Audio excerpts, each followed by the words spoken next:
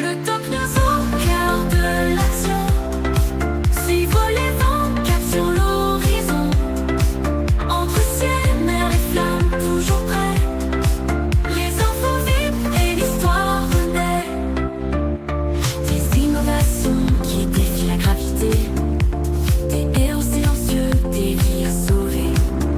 Entre turbulences et ciel apaisé. Salut à toutes, c'est le Doc News pour de la news, j'espère que vous allez bien, moi ça va super, on est parti pour de la news sur l'aviation et je viens de tomber sur une news entre un JetBlue a frôlé un accident avec un avion américain de carburant, autant vous dire c'est sympa. Je vous montrerai la discussion du pilote d'avion avec la tour de contrôle de l'ATC juste après, on va d'abord se concentrer sur l'article et en plus il y a un notamment en plus d'activer, je vous montrerai ça en fin de vidéo aussi. Au Venezuela, donc voilà.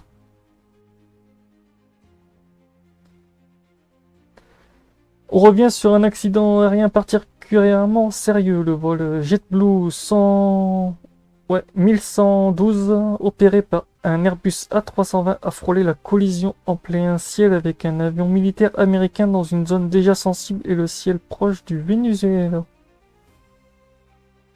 Le vol JetBlue 1112 plutôt, avait décollé de Curacao dans les Caraïbes à destination de New York JFK. À bord, les passagers, comme sur n'importe quel vol commercial, inconscients de ce qui allait se produire quelques minutes plus tard. Peu après le décollage, alors que l'Airbus est monté, l'équipage repère soudain un appareil militaire qui coupe directement la trajectoire. La situation est critique, les deux avions se retrouvent sur la même altitude avec une séparation extrêmement faible. Le pilote de la 320 signale immédiatement l'incident au contrôle aérien, évoque une quasi-collision et dénonce un appareil militaire sans transpondeur actif, rendant sa détection beaucoup plus difficile. L'avion impliqué est identifié comme un avion ravitailleur de l'US Air Force, un appareil de grande taille utilisé pour les opérations militaires longue distance. Ce type d'avion, qui n'a normalement rien à faire sur la trajectoire immédiate d'un vol commercial. Sans transpondeur actif, un avion devient quasiment invisible pour les systèmes civils. Cela empêche aussi les dispositifs anti-collision automatiques de fonctionner correctement. Dans ce genre de situation, seule la vigilance humaine permet d'éviter le pire. Grâce à une réaction rapide et professionnelle, l'équipage parvient à maintenir une séparation suffisante de l'avion, poursuit quasi son vol normalement sans blessés ni dégâts matériels. C'est qu'il y aurait pu avoir des blessés.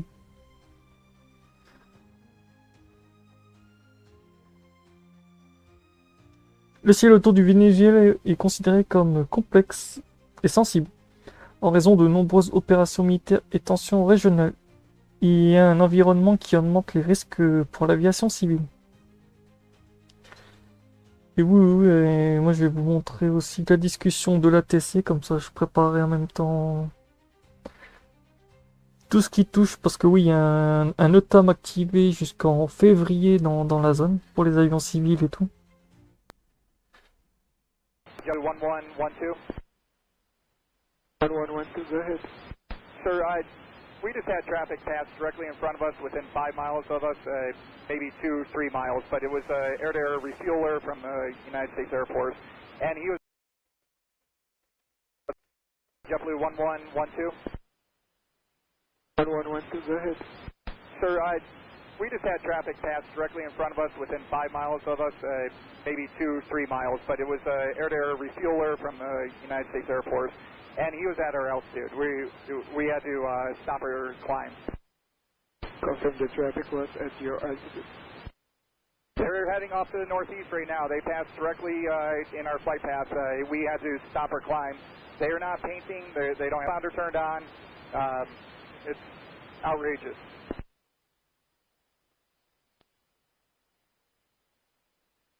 W1112, yes, I don't have anything on my scope. But there's been outrageously unidentified aircraft within our airspace. You are totally right, sir. Oh, I apologize. If you can make a note of it, we almost had a mid-air collision up here. Yes, sir. We will make a note.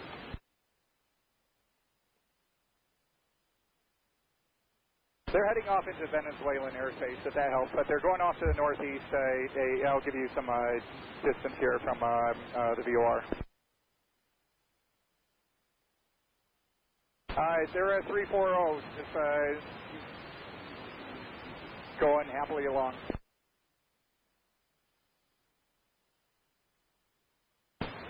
It looks like about the 015 radio off of Curacao 150 DME.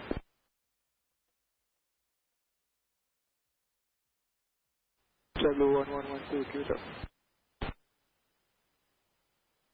Go ahead, sir.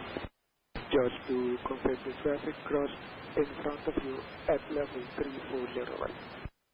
It looked like they were level at 340. We're passing through 33.3, 33.4, somewhere in that range when we caught them at maybe the 10 o'clock position, but they were moving directly in front of us at 34, and we were climbing to 35, so we had to stop our climb and actually descend to avoid hitting them.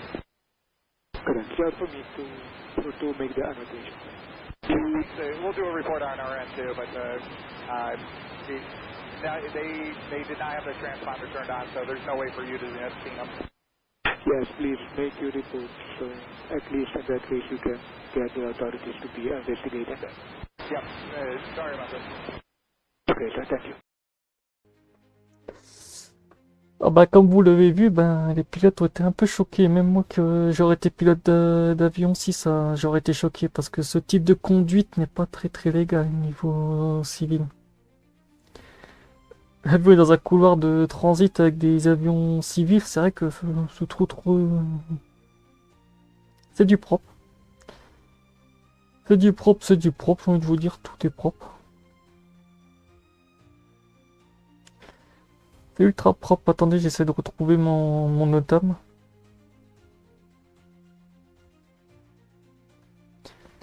Ouais, parce qu'actuellement il y a un NOTAM activé du côté du Venezuela qui est actif depuis que au moment où Trump avait demandé à l'espace aérien de s'arrêter. Encore actif, je vais vous le montrer. C'est vrai que quand j'écoutais cette écoute avec le pilote et l'ATC, pour ceux qui se demandent, c'est la tour de contrôle l'ATC, donc voilà. C'était un peu... Waouh. Je pensais pas que c'était aussi violent, parce que vu les articles de news, ça devait être un peu sensible, mais en écoutant l'écoute radio... Ça m'a fait une autre chanson.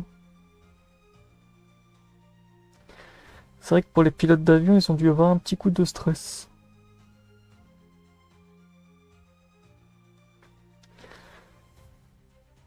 Je savais que ça allait finir en bordel cette histoire avec... vu comment les tensions sont actuellement au Venezuela, il fallait pas s'y attendre.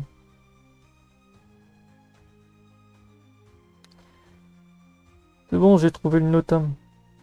Attendez, il faut juste que je change de source.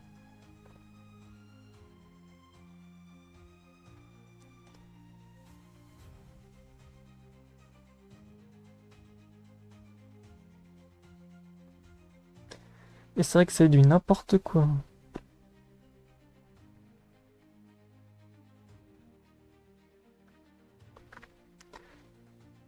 C'est du n'importe quoi. On aura tout vu. Ou pas encore.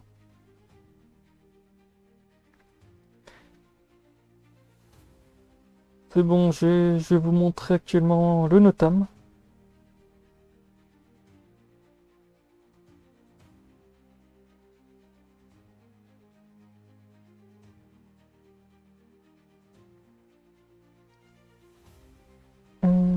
Ça va être celui-là? Ouais. Actuellement, il y a un NOTAM qui est activé du côté du Venezuela, comme vous le voyez actuellement. NOTAM Security United de State of America Advanced Potential Hazardous Situation. En gros, il marque qu'il y a une opération to exercice quotient opération.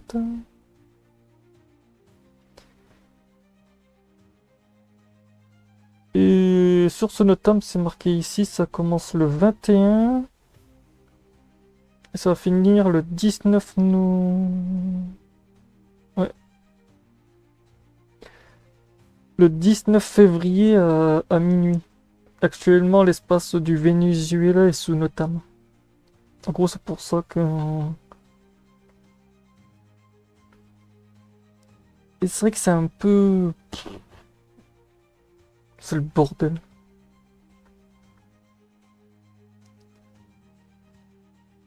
Ouais, on aura tout vu de toute façon.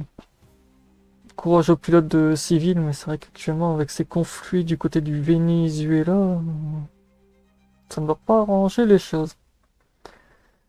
Donc voilà, c'est tout pour cette news. J'espère que cette news vous aura plu si vous n'étiez pas au courant de cette news. Voilà, pour finir sur cette conclusion. Cet accident rappelle une chose essentielle: dans un espace aérien partagé entre civils et militaires, la moindre erreur peut avoir des conséquences dramatiques. Heureusement, cette fois-ci, le professionnalisme des pilotes a évité le pire. Si ce type d'analyse vous intéresse, pensez à vous abonner, liker la vidéo, partager, donner votre avis en commentaire. À très vite pour un nouveau descriptif sur l'aviation, les accidents et j'en passe. On se retrouve pour de prochaines news. Portez-vous bien, tchuss, et attention à vous, bon vol. Le ciel apaisé, chaque détail compte, rien n'est oublié. Dans le sillage des avions, des réponses, des questions, une mission informée, le Doc News pour éclairer.